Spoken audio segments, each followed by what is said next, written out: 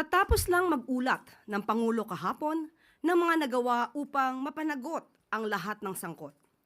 Sa loob lamang ng 3 buwan matapos ibunyag ni Pangulong Ferdinand R. Marcos Jr. ang mga irregularidad sa mga maanumalyang flood control projects ng bansa, marami na ang mga lumutang na personalidad at ang kanilang mga di umanong kinalaman dito.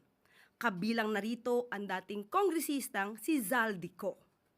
Ang pagkakasangkot ng pangalan ni Zaldico ay bunga ng mga ebidensya, mga testimonya, at mga di umanong pagpapayaman niya na makikita sa mga ari-ariang naipundar nila.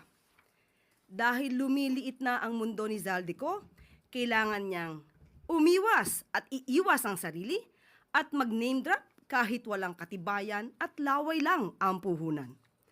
Para masagip ang sarili sa paratang ng pagnanakaw sa kaban ng bayan, at mapalitaw na siya ang biktima, siya ay magtatahi ng maling kwento laban sa ibang tao.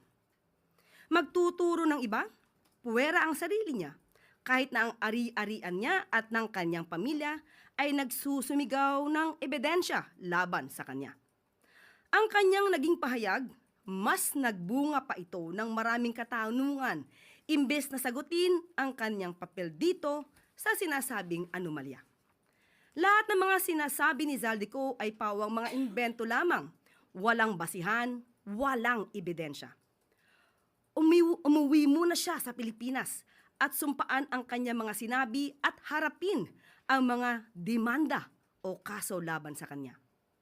Pakatandaan natin, nagsimula ito sa sinabi ng Pangulo sa kanyang Zona 2025. Mahiya naman kayo. Bakit niya pasisimulan ang malalimang pag-iimbestiga? Mag-establish ng ICI, Independent Commission to investigate the anomalous flood control projects and other infrastructure kung ang Pangulo ay may kinalaman dito.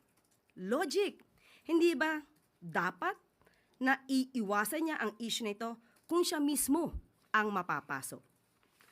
Ang imbestigasyon na sinimula ng Pangulo ay unti-unti nang nagbubunga. Malinaw na ang mga pangyayari. Papalapit na ng papalapit tayo sa katotohanan.